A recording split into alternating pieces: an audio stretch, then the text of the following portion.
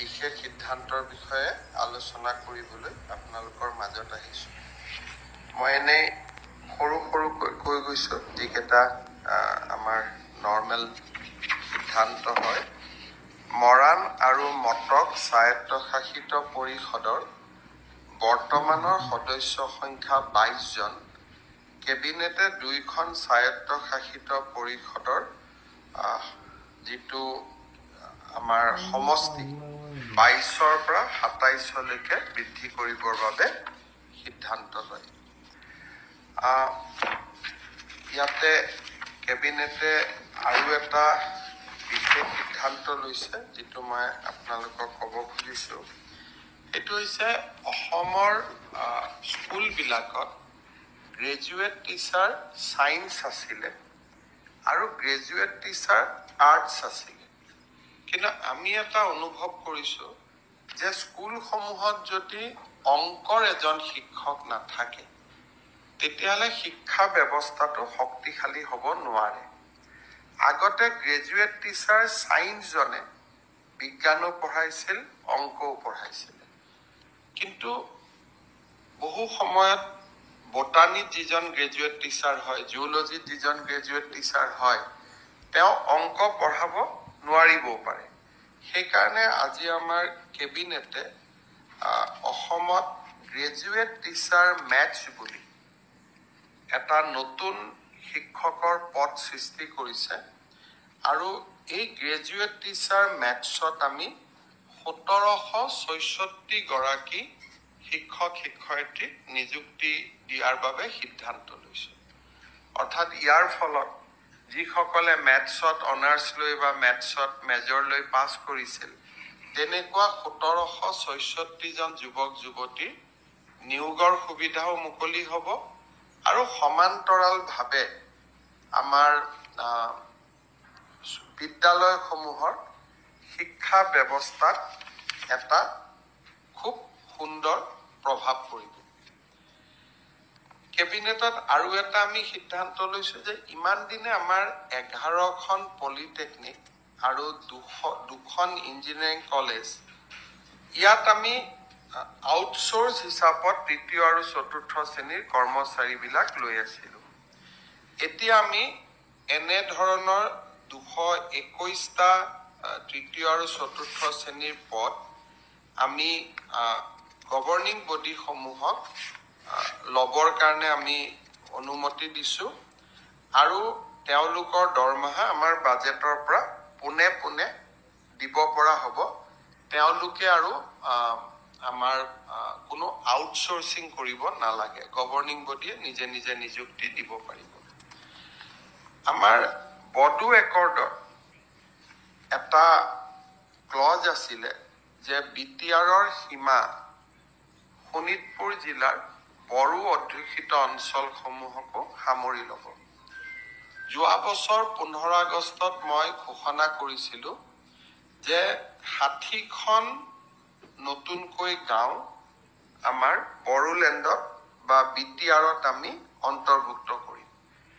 ইতিমধ্যে 41খন গাঁও নতুনকৈ অন্তৰ্ভুক্ত কৰা হৈছিলে।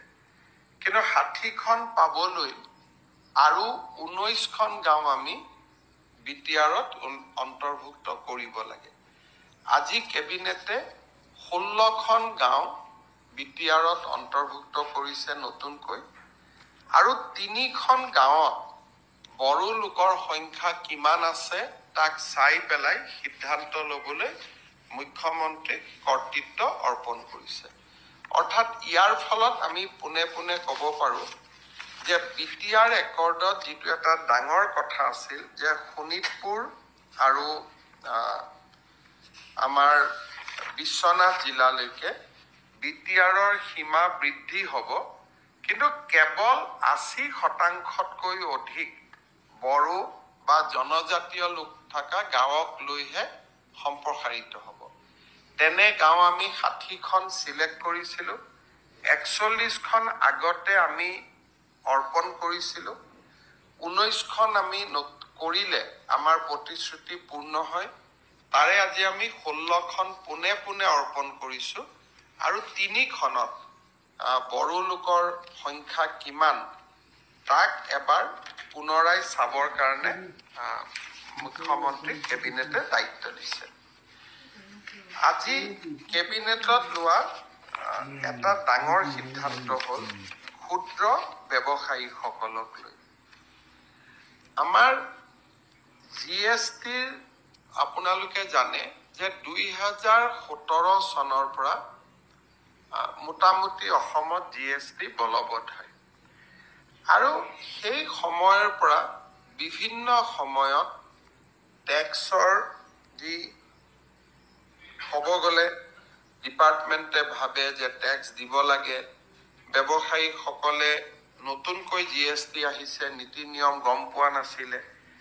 এই ধৰণৰ বিভিন্ন পৰিপ্ৰেক্ষিতত 2017-18 চনত 28,390খন টেক্স ৰিয়েলাইজেশ্যনৰ নটিচ ইছ্যু হৈছিলে।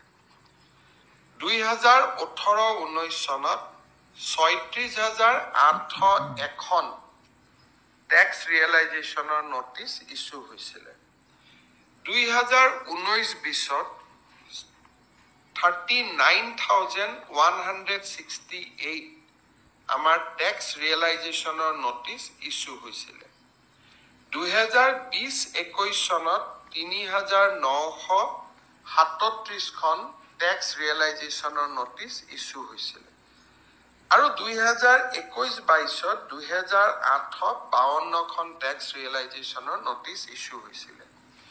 অৰ্থাৎ যোৱা বছৰ অক্টোবৰ মাহত অসমত 1,11,148 গৰাকী ব্যৱসায়ীৰ বিৰুদ্ধে GST ৰিয়েলাইজেশ্যনৰ নটিচ ইছ্যু হৈছিলে। সেই সময়ত ইলেকশ্যনৰো পৰিৱেশ আছিল।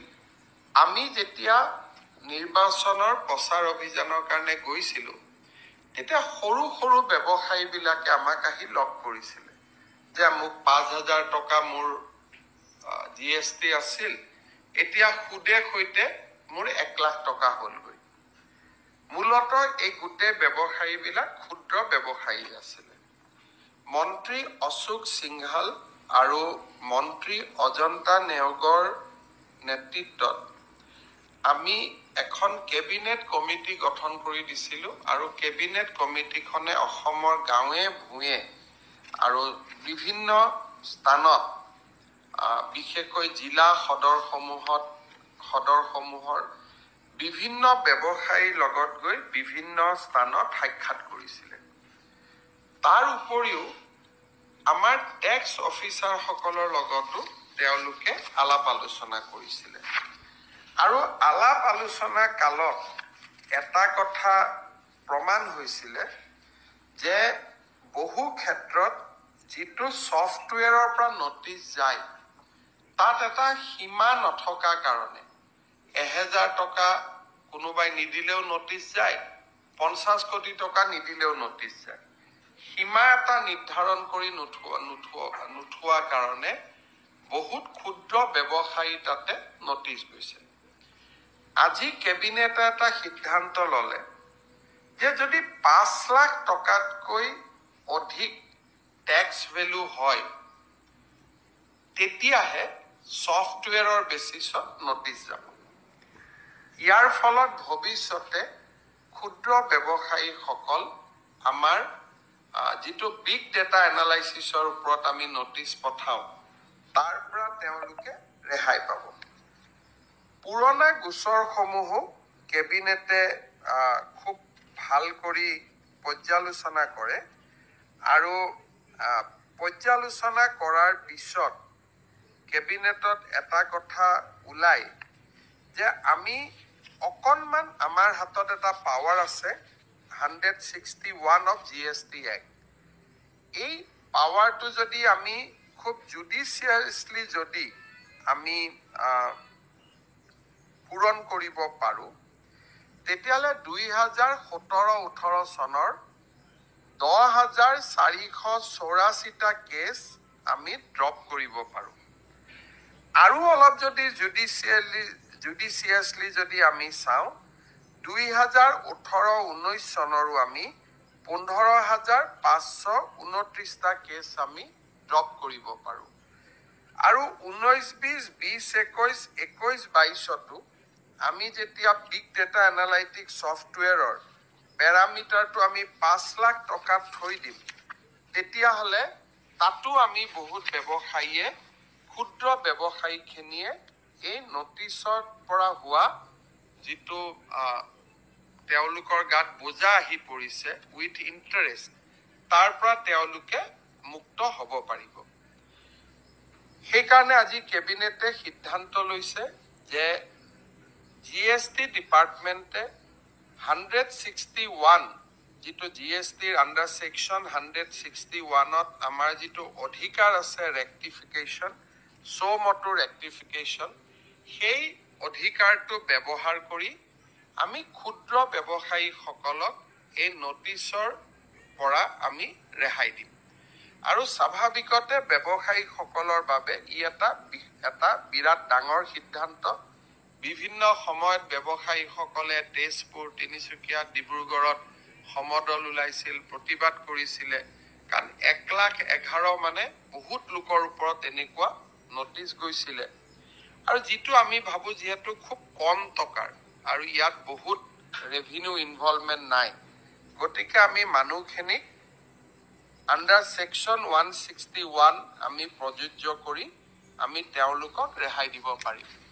অজন্তা নেওগ আৰু অশোক সিংঘালৰ যিখন কেবিনেট কমিটি, তেওঁলোকে যিটো পৰামৰ্শ আগবঢ়াইছিল যে অসম চৰকাৰৰ মটো পাৱাৰ আণ্ডাৰ ছেকশ্যন 161টো প্ৰয়োগ কৰিব লাগে, কৰি 5 লাখ টকাৰ তলৰ ক্ষুদ্ৰ ব্যৱসায়ীসকলক আমি এই নটিচৰ যিটো কাঠামো তাৰ পৰা আমি ৰেহাই দিব লাগে। কেবিনেটে অতীতৰ কেছখিনিও ৰেহাই দিব সিদ্ধান্ত লৈছে আৰু ভৱিষ্যতৰ কেছখিনিও ৰেহাই দিবলৈ সিদ্ধান্ত লৈছে। তাৰ ফলত পুৰণা নটিচ, পুৰণা জৰিমনাৰ পৰা সৰু সৰু ব্যৱসায়ীবিলাক মুক্ত হ'ব। মই ভাবোঁ যে 1,11,000 মানুহৰ ভিতৰত প্ৰায় 90,000 লোক পোনে পোনে বেনিফিটেড হ'ব কেবিনেটৰ এই সিদ্ধান্তৰ কাৰণে। আৰু আজি সেই সিদ্ধান্ত কেবিনেটে গ্ৰহণ কৰে। তাৰ ফলত বহু ব্যৱসায়ীৰ যিটো তেওঁলোকৰ চিন্তা আছিলে, দুশ্চিন্তা বুলিয়ে ক'ব লাগিব, সেই দুশ্চিন্তাৰ পৰা তেওঁলোকে বাচিব পাৰিব। আনহাতে যিবিলাক ডাঙৰ ডাঙৰ ব্যৱসায়ী আছে, এবভ 5 লাখ, যাৰ নেকি দিবলগীয়া আছে বা ইণ্টাৰেষ্ট হ'লে পায়, তেনেকুৱা কেছবিলাক আমি ৰেহাই লাইনত যাব দিয়া নাই। সেই কেছবিলাক যাতে ভাল কৰি অনুসন্ধান কৰি এটা লজিকেল কনক্লুজনলৈকে আনে, তাৰ কাৰণে আমি GST ডিপাৰ্টমেণ্টক নিৰ্দেশ দিছোঁ। এইবিলাক আজিৰ কেছ নহয়, 24, 25, 23, 24ৰ কেছ নহয়, এইবোৰ পুৰণা কেছ আছিলে। মানুহখিনিৰ এটা সমস্যা হৈ আছিলে, আজিৰ পৰা সমস্যাটো তেওঁলোকৰ বহু পৰিমাণে দূৰ হ'ব। আৰু এইখিনিৰ ভিতৰতে কভিডৰ সময়খিনিও সোমাই আছিল। গতিকে বহুতখিনি ব্যৱসায়ী আজি এটা মানসিক অশান্তিৰ পৰা ৰক্ষা পাব। শেষত কেবিনেটে আজি এটা শিক্ষা বিভাগক এটা নিৰ্দেশ দিছে, খুব ইম্পৰ্টেণ্ট ডিচিশ্যন, যে আমাৰ অসমৰ বহুত অঞ্চলত স্থানীয় মাধ্যমত কিছুমান ভাল ভাল স্কুল গঢ় লৈ উঠিছে। শংকৰদেৱ শিশু নিকেতন, জাতীয় বিদ্যালয়, বিভিন্ন আমাৰ বৰাক ভেলীত সৰস্বতী শিশু নিকেতন হ'ব, বিভিন্ন বিদ্যালয় য'ত নেকি ভাল ভাল স্থানীয় ভাষাৰ শিক্ষানুষ্ঠান গঢ় লৈ উঠিছে। আজি আমি শিক্ষা বিভাগক নিৰ্দেশ দিছোঁ যে সেই বিদ্যালয়সমূহৰ 25% চিট চৰকাৰে লৈ ল'ব পাৰে নেকি। আৰু চৰকাৰে ষ্টুডেণ্ট নিদিয়ে, গাঁওখনৰে দুখীয়া 25% ল'ৰাই এডমিশ্যন ল'ব পাৰে নেকি। RT এক্টত তাৰ ব্যৱস্থা আছিলেই, কিন্তু আমাৰ অসম চৰকাৰে তাক ইমান দিনে ৰূপায়ণ কৰা নাছিলে। এইটো যদি ৰূপায়ণ হয়, তেতিয়াহ'লে এই ধৰণৰ ভাল অসমীয়া মাধ্যমৰ বিদ্যালয়বিলাকত যিবিলাক সামাজিক সংস্থাসমূহে পৰিচালনা কৰে, প্ৰফিট মটিভ নাই, য'ত মালিক নাথাকে, কোনোবা নহয় কোনোবা সমিতিয়ে পৰিচালনা কৰে তেনেকুৱা স্কুলবিলাকত যদি আমি 25% সিট দুখীয়া ল'ৰা ছোৱালীৰ কাৰণে আমি মুকলি কৰি দিব পাৰো এটা পৰীক্ষা লৈ পেলাই কম্পিটিশন কৰি 25% ষ্টুডেন্ট তেওঁলোকে ল'ব আৰু তাৰ ফিজটো যিয়ে প্ৰচলিত ফিজ নহওক কিয় ফিজটো ৰাজ্য চৰকাৰে দিব তেতিয়া বহুত ল'ৰা ছোৱালী দুখীয়া ঘৰৰ ল'ৰা ছোৱালী যাৰ মনত এটা ইচ্ছা থাকে কিছু অন্তত মেধাৰ ভিত্তিত পৰীক্ষা দি তেনেকুৱা স্কুলবিলাকত নামভৰ্তি কৰিব পাৰিব আৰু ইয়াত স্কুলৰ কোনো আমি ঠিক কৰি নিদিও যি স্কুলে পঞ্জীয়নভুক্ত কৰে কোনোবাই ক'ব পাৰে শংকৰদেৱ স্কুলৰ কাৰণে মৰম কৰিলে তেনেকুৱা নহয়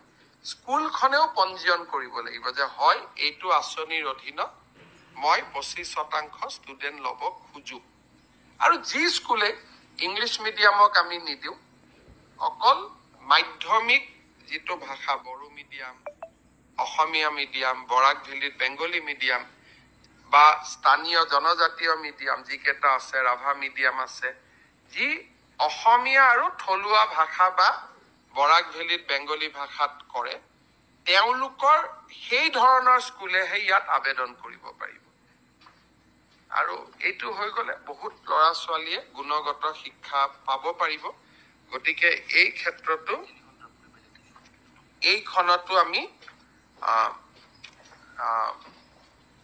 এই ধৰণৰ এটা নতুন আঁচনিটো নতুন নহয় RT এক্টত আগৰ পৰাই আছে কেতিয়াও আমি তাক ৰূপায়ণ কৰা নাছিলো এই ব্যৱস্থাটো আনিব পাৰি নেকি শিক্ষা বিভাগক আমি পৰামৰ্শ দিছো আৰু শিক্ষা বিভাগকো আমি বিভিন্ন সংগঠন বিদ্যানুৰাগী সংস্থাৰ লগতো ইয়াত কথা পাতিব দিছো পোনে পোনে আমি সিদ্ধান্ত লোৱা নাই তেখেতসকলে অহা এমাহৰ ভিতৰত অসমৰ বিভিন্ন শিক্ষানুৰাগী সংগঠন সাহিত্য সভা বিভিন্ন জনৰ লগত আলোচনা কৰি কেবিনেটত এটা পূৰ্ণ প্ৰস্তাৱ আনিব আজি মাত্ৰ আমি প্ৰাৰম্ভিক প্ৰস্তাৱ এটা আমি ক্লিয়াৰ কৰিছো যদি ৰাইজে বেয়া পায় আমি ড্ৰপ কৰি দিব পাৰো ৰাইজে ভাল পালে ইয়াক আমি ৰাখিব পাৰো কিবা আপোনালোকৰ প্ৰশ্ন থাকিলে দিব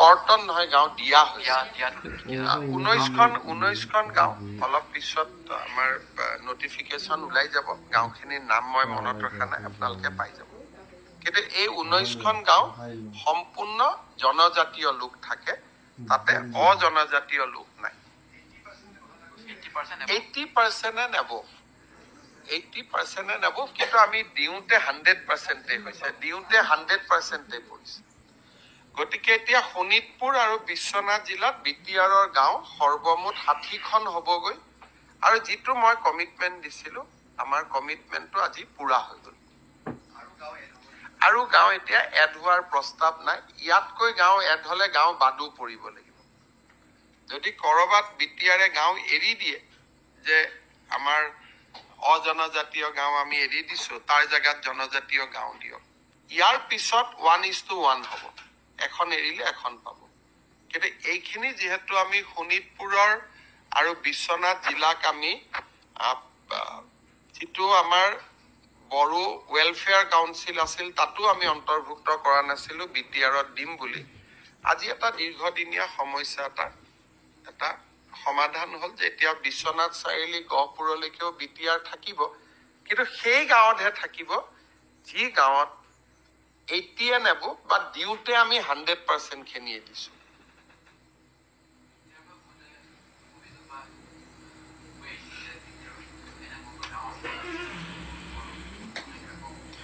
এতিয়া কোনোবা এখন যদি আমি ওলাব লাগে এখন সোমাব লাগিব কমিটিটো কাম কৰি থাকিব বহুত আবেদন আছে আবেদন নিবেদনবোৰ পৰীক্ষাৰ প্ৰক্ৰিয়াটো চলি থাকিব আমি বহুত ৰাইজৰ পৰা আবেদনো পাইছো কিন্তু এইখিনি আমাৰ দিবলগীয়া আছিল আমি দিলো এতিয়াৰ পৰা কথাটো অলপ বেলেগ ধৰণে ইনক্লুশন এক্সক্লুশন এতিয়া দুইটাই হ'ব যদি ভৱিষ্যতে কিবা হয় অকল আৰু ইনক্লুশনে নহব এতিয়া এক্সক্লুশনো হ'ব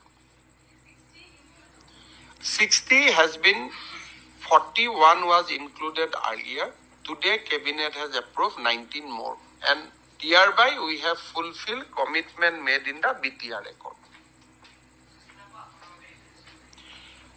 গাঁও স্কুলখনে এটা এন্ট্ৰেন্স পাতিব খালি তাত ইকনমিক ক্ৰাইটেৰিয়া এটা আমি দিম আধ্যবন্ত লোকে নোৱাৰিব ধৰক মোৰ এখন জাতীয় বিদ্যালয় আছে বাইহাটা চাৰিআলিত ওচৰৰ যিখিনি গাঁও আছে সেই গাঁৱত এটা পৰীক্ষা হ'ব 25% স্কুল ষ্টুডেণ্টক তেওঁলোকে পৰীক্ষা পাতি লৈ ল'ব লোৱাৰ পিছত তেওঁলোকে চৰকাৰক দিব যে মান্থলি 1000 টকা ফিজ ইয়াৰ পৰিৱৰ্তে আমাক দিয়ক তেতিয়া চৰকাৰে 1000 ইনটু যিমান হয় 25 জন ষ্টুডেণ্ট ল'লে 100 জনে 25000 কৰি মাহত 25000 ইনটু 10 মাহ 2 মাহ স্কুল নাথাকে 2,50,000 টকা আমি অনুদান কৰি দিম আৰু যেতিয়া 3টা বছৰতে শিক্ষাৰ্থী হৈ যাব অনুদানৰ সংখ্যা 6 লাখ টকা হ'বগৈ আৰু সব স্কুলতে আমি নিদিও যিখিনি স্কুলে আৰটি কমপ্লাই কৰে যিখিনি নীতি নিয়মত হোৱা স্কুল প্ৰথম স্কুলে আবেদন কৰিব স্কুল পৰীক্ষা হ'ব পৰীক্ষা হোৱাৰ পিছত যিখিনি ভাল জাতীয় বিদ্যালয় শংকৰদেৱ শিক্ষা নিকেতন বা আনো কোনবা ইয়াত কোনো নাম বুলি কথা নহয় খালি মাধ্যমটো অসমীয়া হ'ব লাগিব বা মাধ্যমটো বড়ো হ'ব লাগিব বা মাধ্যমটো বৰাক ভেলীত বেংগলী হ'ব লাগিব আমি ইংৰাজী মাধ্যমৰ স্কুলত নিদো হা বিপিএল মানে আজিকালিতো 4 লাখ টকা বছৰি ইনকাম হলে আমি বিপিএল ধৰো গতিকে আজিকালিতো বিপিএলৰ ডেফিনেশ্যনটো আমি ডাঙৰ কৰি থৈ দিছো মানে এটা আৰ্থিক মানদণ্ড এটা শিক্ষা বিভাগে নিৰূপণ কৰি দিব যে আমি ইমানটো এইটো বেসিক্যালি দুখীয়া ল'ৰা ছোৱালীৰ কাৰণে কিন্তু দুখীয়াৰ সংজ্ঞাটো কি হ'ব এইটো শিক্ষা বিভাগে বিভিন্ন দল সংগঠনৰ লগত কথা পাতি ঠিক কৰি দিব আমি আজিয়ে গোটেইখিনি সিদ্ধান্ত লৈ থোৱা নাই নহলে আমি যদি গোটেইখিনি লৈ লওঁ ৰাইজৰ লগতো কথা পাতিব একোৱে নাথাকিব কিন্তু 3টা মূলত সিদ্ধান্ত ইংৰাজী মাধ্যমৰ স্কুলত নিদিও Number 2, 25% maximum. Number 3, স্কুল খেনি উচ্চ মান বিশিষ্ট হ'ব লাগিব এনে সব স্কুলত দিলে তো ৰাতিয়ে গধূলিয়ে বহুত স্কুল গড় লৈ উঠিব সেইকাৰণে স্কুল খেনি এটা উচ্চ মান বিশিষ্ট হ'ব লাগিব আৰু যদি ভগৱানে সব ঠিক ঠাক ৰাখে অহা বছৰৰ পৰা আমি স্কিমটো কৰিব পাৰিম আৰু বহুত ল'ৰা ছোৱালী লাভ হ'ব আৰু অলপ অসমীয়া স্কুল বিলাকৰ গভৰ্নমেন্ট স্কুলৰ লগতে প্ৰাইভেটতো ইংলিশ মিডিয়ামৰ স্কুল নহয় অসমীয়া মিডিয়ামৰ স্কুল অলপ নিৰ্মাণ হ'ব ইয়াৰ ফলত নহলে যেহেতু ইংলিশ মিডিয়ামৰ স্কুলতহে ষ্টুডেণ্ট আহে অসমীয়া মিডিয়ামৰ ষ্টুডেণ্ট নাহে সেইকাৰণে অসমীয়া মিডিয়ামত ভাল প্ৰাইভেট স্কুল হোৱা নাই ইয়াৰ ফলত 25% ষ্টুডেণ্ট যদি গভৰ্নমেন্টৰ পৰা এনচিউৰ হৈ থাকে তেতিয়া হয়তো ভাল অসমীয়া মাধ্যমৰ স্কুল যিবিলাক আছে তেওঁলোকে এতিয়া ইয়াত যিখন জাতীয় বিদ্যালয় আছে বামুণী মৈদামত তাতো 25% ল'ব লাগিব কিন্তু ইংলিশ কেইখনত আমি নিদিও এইটো হলে অলপ ধৰক আজি বামুণী মৈদামৰ ওচৰতে বহুত দুখীয়া ল'ৰা ছোৱালীয়ে চাই থাকে স্কুলখনৰ প্ৰতি তেওঁলোক যাব নোৱাৰে এতিয়া এইটো সুবিধা হলে জাতীয় বিদ্যালয় পৰীক্ষা পাতিব আমি পৰীক্ষা নাপাতো কিন্তু দুখীয়া ল'ৰা ছোৱালীখিনিৰ মাজত পৰীক্ষা পাতি 25% ষ্টুডেণ্ট তেওঁলোকে ল'ব আৰু বেলেগ ষ্টুডেণ্টে যিমান ফিজ দিয়ে আমিও সিমানেই দি দিম তেওঁলোকৰো ক্ষতি নহল এটা সুদূৰ প্ৰসাৰী এটা চিন্তাধাৰা এটা শিক্ষাত আনিব খোজা হৈছে কিন্তু ৰাইজে ইয়াত মই শিক্ষামন্ত্ৰীক কৈছো যিহেতু অকনমান বস্তুটো স্পৰ্শকাতৰ সেইকাৰণে অলপ আলাপ আলোচনা যাতে কৰি লয় পোনছাতে এইটো সিদ্ধান্ত বুলি ধৰি ল'ব নালাগে এইটো এটা কনসেপ্ট বুলি ধৰিব লাগে যে এটা কনসেপ্ট এটা লোৱা হৈছে এইটো ফাইনেল ডিসিশন বুলি ল'ব নালাগে সমাহত আমাৰতো অহা বছৰ এডমিশনৰ সময়তহে কৰিব পাৰিম সিদ্ধান্ত ল'লেওতো আজি আমি একো কৰিব নোৱাৰো আমাৰ এডমিশন কোন মাহত হয় এই বছৰটো অহা বছৰ এডমিশন কেতিয়া হ'ব সো গতিকে সিদ্ধান্তটো আমি যেতিয়াই নলওঁ কিয় ৰূপায়ণটো 1 এপ্ৰিলৰ পৰাহে হ'ব গতিকে অহা শিক্ষাবৰ্ষত আমি এইটো কৰিব পাৰিম এইবাৰ যদি আলাপ আলোচনা কৰি লয় আৰু আমি জোৰ কৰি পুশ কৰিব খোজা নাই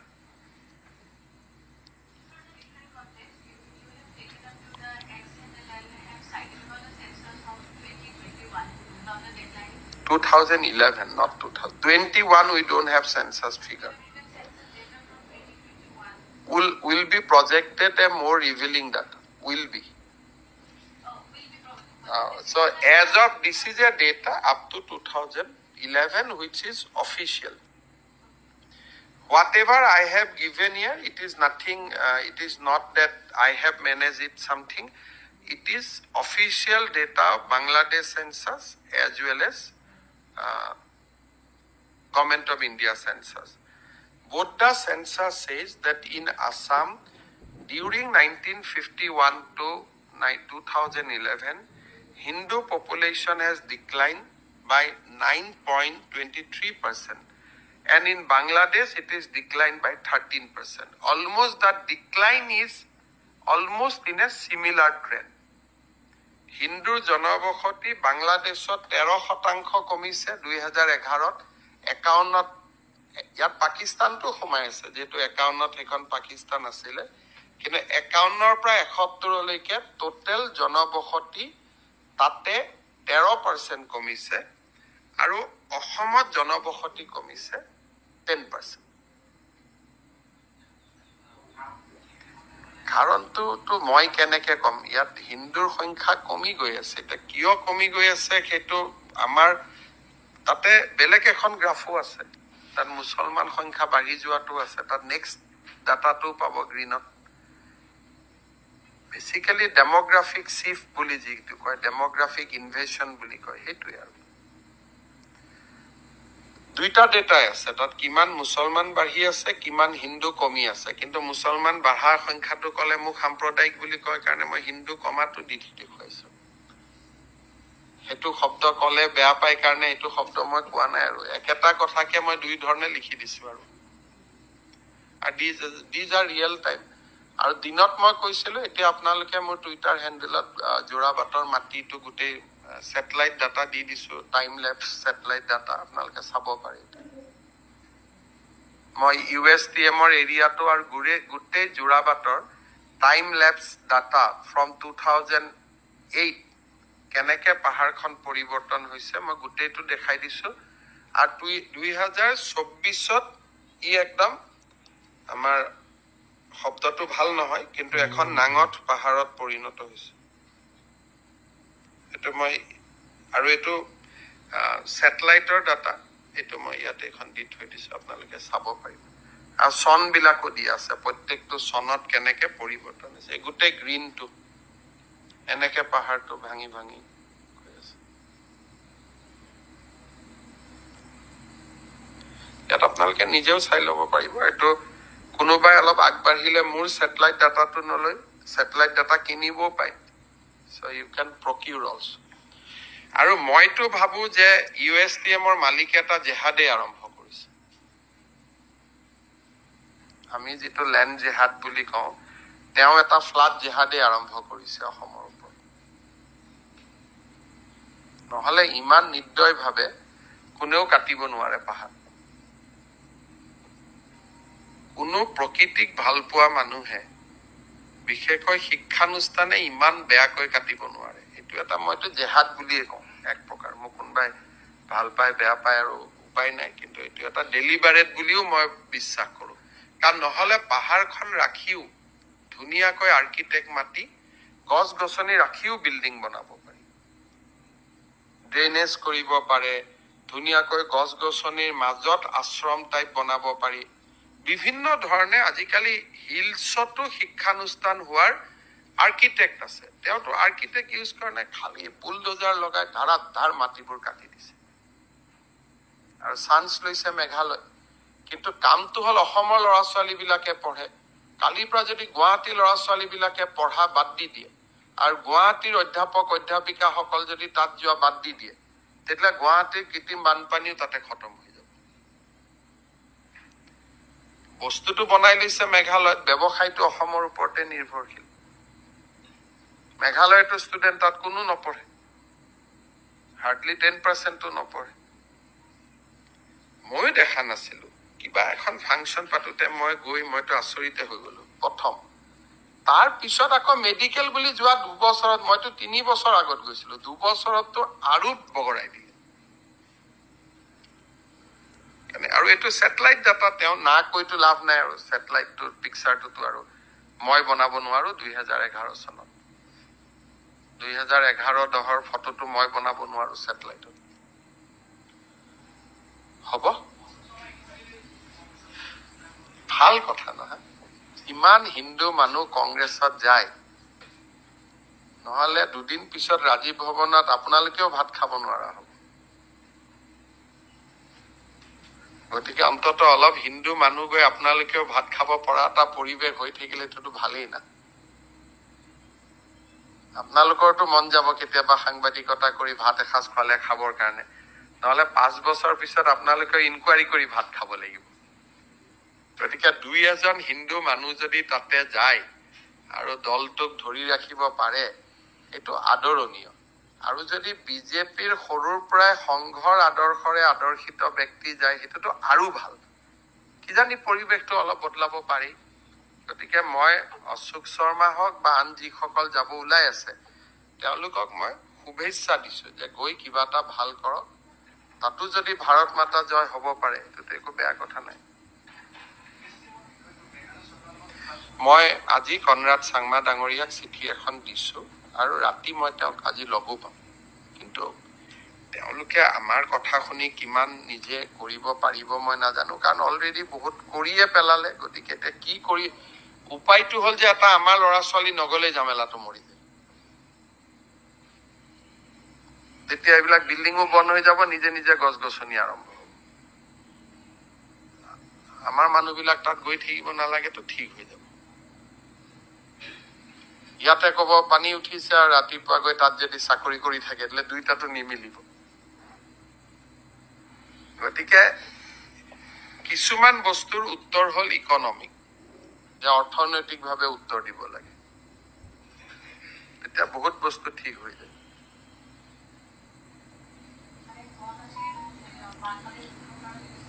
মুখ্য কাৰণ বুলি কোৱা নাই, এটা কাৰণ। মুখ্য বুলি কোৱাটোতো ভুল কথা নহয়, সেইটো কিয় কম মই।